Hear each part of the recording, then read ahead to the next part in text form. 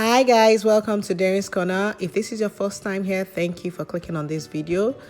Basically, we talk about food from Nigeria origin and also food from around the world. So basically, I teach you how to make various dishes. If you're yet to subscribe to my channel, please click on the subscribe button below. You can also click on the bell sign so you get notified whenever I have new videos up. Today, I'm going to be teaching you how to make Gizdodo. This is a kind of side dish that is of Nigerian origin, and it's basically a fusion of gizzard, which is usually chicken gizzard. Sometimes you also use meat gizzard, and fried plantain.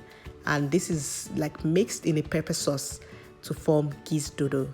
Before we go into the actual tutorial, let's start with the list of ingredients.